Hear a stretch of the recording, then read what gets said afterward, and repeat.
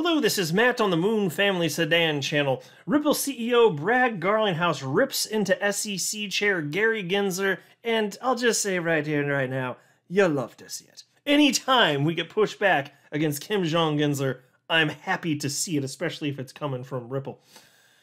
So here's a headline from the Crypto Basic. Ripple CEO says SEC chairman was caught flat-footed when FTX fraud came to light. So I'll share with you what he's talking about in this latest Moon Family Sedan Tepid Jam. But before going further, I do want to be clear. I do not have a financial background of any kind. I am not offering financial advice, and you definitely should not buy or sell anything because of anything I say are right. I am just an enthusiast who enjoys making YouTube videos about crypto-related topics, but just as a hobby and just for fun. And so there's this article from the Wall Street Journal the other day, and it's titled, "Where was Biden's SEC sheriff on Sam Bankman-Fried?" And of course, when you think on the surface about what has happened, it's completely repulsive and absurd, and it shows you where Kim Jong-Gensler's priorities have actually been, because he's happy to go after, make big cases about, frankly, nothingness, by going after Kim Kardashian. What did she end up having to pay back? Like $1.25 million or something like that, and a big chunk of that was a fine. So you have stuff like that because he knows with the Kim Kardashian, that's going to get him on the network television. He's just gleeful on CNBC doing the rounds, and in the meantime, he's meeting with this butt nugget that grew a fro, Sam Bankman-Fried. He's meeting with this guy. And he can't sniff out the fraud right under his nose, but he's super, super thrilled that he protected us from a Kim Kardashian tweet about a cryptocurrency. Who was actually protected? No, seriously, I wonder who was protected by the SEC going after Kim Kardashian. And by the way, I will note here that regarding the Kim Kardashian situation, in that tweet, she acknowledged that it was an advertisement. She wrote that it was an ad literally, and they still sued her. Unbelievable stuff here. It just shows the motives. It's not about protecting people or anything of the sort. There's no fraudulent activity going on there. But still, they did what they did. And so this article was shared by Ripple CEO Brad Garlinghouse, and he wrote, "This 100%. It's ridiculous and frankly shameful that Chair Gensler was touting the SEC's enforcement actions as the cop on the beat." And that's the phrase that Gensler and some others have been using, cop on the beat. Yet, per public reports, met with Sam Bankman-Fried multiple times, but was caught completely flat-footed when the alleged fraud finally came to light. Amen, Brother Garlinghouse. Damn straight. And anybody that's paying attention can actually see that this is what's going on here.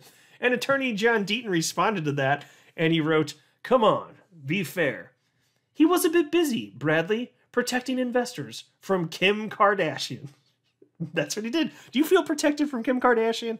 I tell you what, before the SEC sued Kim Kardashian, I was having Kim Kardashian nightmares every single night. I mean, every single night. And then Kim Jong-Gensler swoops in with a cape and protects me from the tweet from Kim Kardashian. Snap of the finger, nightmare's gone. So I guess I'm the one that was protected there. Hopefully you feel protected as well. And so this article, again, titled, "Where was Biden's SEC sheriff on Sam Bankman-Fried?" Securities and Exchange Commission Chairman Gary Gensler is trying to spin the FTX blowup as a cautionary tale about the crypto Wild West. But where was the SEC sheriff when Sam Bankman-Fried was funneling FTX customers' funds to his Alameda Research trading house to finance risky bets and a lavish lifestyle? In September 2021, Mr. Gensler rejected major industry players' contention that he needed congressional authorization to regulate crypto products. "We have robust authorities at the Securities and Exchange Commission, and we're going to use them," he told the Washington Post. "We'll also be the cop on the beat, bringing those enforcement actions. And the commission has, but not against FTX." Mr. Gensler has claimed that all cryptocurrencies except Bitcoin and a few others that he won't specify are securities, subject to SEC regulation and thus require the same robust investor disclosures as stocks and bonds. So just pause and note, does it bother anybody else that when he says that there are, it's Bitcoin and maybe a few others, but he's talking literally, well, it's bothersome enough that he won't say what they are. But if it's so obvious, he should be able to just say it. But does it bother anyone else that he's talking about the asset itself, whether or not it is or is not a security? Is that anybody else disturbed by that? And then as far as coming in and registering, I made a whole video about this the other day, so I'm not going to go into it, but it's worth mentioning. Like, it's literally impossible to register a cryptocurrency. Like XRP. If there's a way to do something, like if you're talking about a truly centralized coin where there's always 100% permission, I don't know if there's a way somehow with something like that, but I'll just tell you, just having, understood the perspective from the likes of like Attorney Jeremy Hogan, for example, he cited the specific forms required for registration, and he has tweeted to Gary, I believe it was to Gary Gensler himself, actually. I covered it on my channel. I think it was to Gary Gensler even. But he's like, how do you fill out these forms? And it works for crypto. And there are a number of reasons. I remember at the time making a video and kind of breaking that down. But the point is, it's literally impossible to register it. Because when you look at the requirements in terms of disclosures and what it means for investors, like it's not something you're in control of. And a lot of things that you need to fill out don't pertain to cryptocurrencies even. And they know this. Which is why it's not about protecting the investor. These are terrible monsters. These people are horrific creatures. Piece continues. He has also claimed jurisdiction over crypto lending platforms and trading exchanges on the premise that digital assets are securities. Under his watch, the SEC has continued litigation launched by his predecessors against tokens XRP and Library. A federal judge on November 10th ruled for the SEC that Library was selling an unregistered security. Last fall, Mr. Gensler threatened to sue crypto exchange Coinbase if it proceeded with plans to pay interest on customer deposits of a stablecoin pegged to the US dollar. In October, the SEC charged celebrity Kim Kardashian with touting digital tokens on social media without disclosing the remuneration for her endorsement. She settled with the SEC for $1.26 million without admitting or denying its findings. Mr. Gensler has repeatedly admonished crypto exchanges for commingling activities by serving as custodians for customer deposits, market makers, and lenders. There's going to be a problem on lending platforms or trading platforms, Mr. Gensler warned in September of 2021. And frankly, when that happens, I think a lot of people are going to get hurt. That's a quote from Gensler. Last month, his prophecy came true as Mr. Bankman-Fried's House of Cards, the quote, to quote the SEC complaint, collapsed. According to the commission, starting in 2019, FTX lent Alameda billions of dollars from customer accounts to fund its trading, amounting to an unlimited, no-interest line of credit. When crypto prices plunged in May of 2022, Alameda's lenders demanded repayment. Mr. Bankman-Fried directed FTX to divert more customer funds to the trading house. During the summer, he continued to dig the hole by transferring more customer funds to finance venture investments and personal loans to FTX executives. The music stopped on November 2nd when the crypto website CoinDesk reported that Alameda held a large position in FTX's proprietary token. Alameda CEO Caroline Ellison said in September that the company was at arm's length from FTX. The CoinDesk report better described it as a pinky fingers length relationship, which wasn't surprising since the two shared a corporate campus in the Bahamas. Mr. Bankman-Fried and Miss Ellison were also romantically involved. Yeah. I don't even want to think about that. Customers rushed to sell their FTX tokens and withdraw deposits, while Mr. Bankman-Fried assured everyone that everything was all right. Assets are fine. FTX has enough to cover all client holdings, he tweeted. We don't invest client assets, even in treasuries. We have been processing all withdrawals. He later deleted the tweet. FTX soon halted withdrawals and declared bankruptcy. Billions of dollars of customer funds are now missing and may never be returned.